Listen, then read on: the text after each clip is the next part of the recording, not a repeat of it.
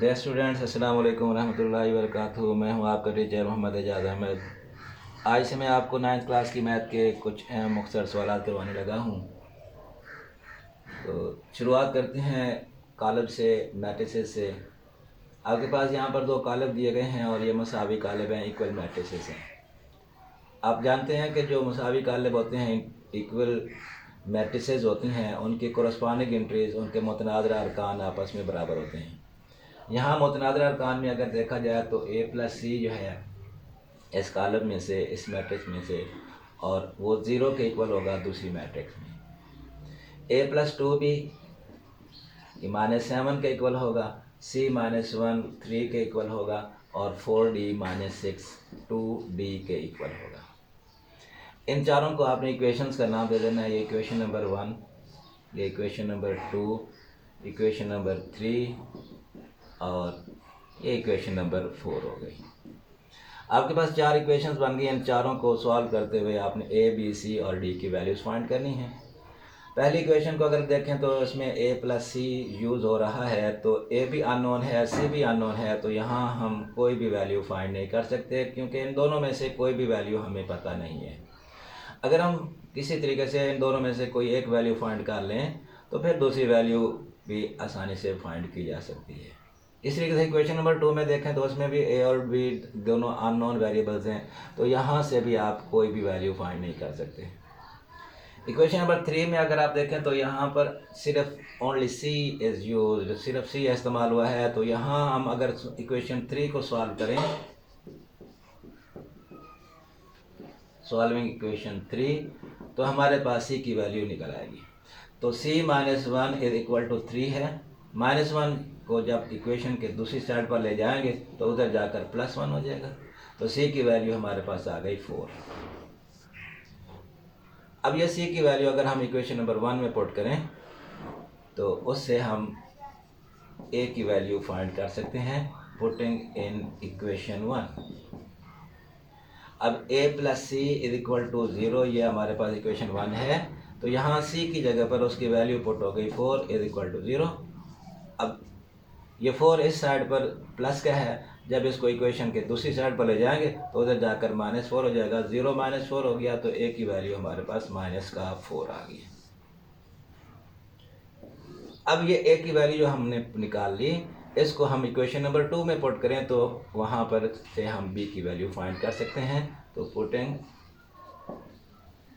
In equation 2, equation 2 हमारे पास है a plus 2b is equal to -7। a की वैल्यू जो हमने -4 पुट यहाँ पर पुट कर देंगे, वैल्यू फाइंड की है पहले, तो a -7 के इक्वल हो गया। 2b -4, जब इसको इक्वेशन के दूसरी साइड पर ले जाएंगे उधर जाकर +4 हो गया। तो 2b इज इक्वल टू -3। अब हमने v की वैल्यू फाइंड करनी है, तो ये 2 इस साइड पर मल्टीप्लाई हो रहा है। आप पहले पढ़ चुके हैं कि अगर कोई रकम वेरिएबल के तौर पर, वेरिएबल के साथ कोफिशिएंट में अद्दिसार के तौर पर आ रही हो तो उसको मल्टीप्लाई हो रही हो तो उसको दूसरी साइड पर जाकर डिवाइड कर देते हैं। तो ये b is equal to -3 divide by 2 -3/2, ये b की वैल्यू हो गई। अब इक्वेशन 4 में आप देखें तो इसमें दोनों साइडों पर d इस्तेमाल हुआ है। तो अगर हम उसको सॉल्व करें, d को हम एक साइड पर कर लेंगे और कांस्टेंट जो है वो दूसरी साइड पर ले जाएंगे। 4d -6 is equal to 2d, ये आपके पास इक्वेशन है। अब 2d इस साइड पर आकर माइनस हो गया और -6 दूसरी साइड पर जाकर +6 हो गया। यहाँ पर बस गया 2d इज इक्वल टू 6 और d की वैल्यू 6/2, 2 3 are 6, तो d की वैल्यू हमारे पास आ गई 3। तो इस तरीके से हम यहाँ a, b, c और d की वैल्यू फाइंड कर चुके हैं। आपके पास इसी के साथ का मिलता हुआ एक सवाल है रिव्यू एक्सरसाइज में, यादा मशक में सवाल नंबर 2 है। तो यहाँ पर a plus 3 is equal to होगा -3 के। 4 इज इक्वल टू 4 है, उसको लिखने की ज़रूरत नहीं है। 6 इज इक्वल टू 6 है, उसको भी लिखने की ज़रूरत नहीं है। और आपके पास दूसरी इक्वेशन बन गई b -1 इज इक्वल टू 2। अब आपने दोनों को सॉल्व कर लेना है और दोनों को सॉल्व करके a और b की वैल्यूज फाइंड कर लेंगे। ये a है -3 पहले है पड़ा और ये उस साइड पर जाएगा तो ये भी -3 हो गया। ए की वैल्यू हमारे पास आ गई -3 और -3 माइनस का 6। याद रखिएगा कि अगर आपके पास दो रकमें आ रही हूँ, दोनों माइनस की हूँ, तो उनको करेंगे जमा, करेंगे ऐड, लेकिन उनका साइन जो है वो माइनस का रहेगा। -3 और -3 दोनों को करेंगे प्लस, लेकिन साइन माइनस का रहेगा। अभी -1 इज इक्वल टू 2 है। -1 को जब इक्वेशन के दूसरी साइड पर ले जाएंगे, उधर जाकर +1 हो गया, तो b की वैल्यू हमारे पास आ गई 3। तो इस तरीके से यहाँ से हमने a और b की वैल्यू फाइंड कर ली। इस तरीके से अब आपके पास एक सवाल है a इक्वल टू 1 2 0 और 1, ये एक मैट्रिक्स दी गई है। आपने प्रूव करना है a ट्रांसपोज का होल का फिर ट्रांसपोज लें तो वो उसी a मैट्रिक्स के बराबर आएगा। तो देखिए हम इसको हल करते हैं। a की वैल्यू हमारे पास है 1 2 0 1। आपने ऐसा करना है कि एक साइड पर इस पर आप ट्रांसपोज लें, इसके ऊपर t लिखा, 1 2 0 1, इसके ऊपर भी t लिखा। अब हमने ट्रांसपोज लिया नहीं है, सिर्फ t लिखा है।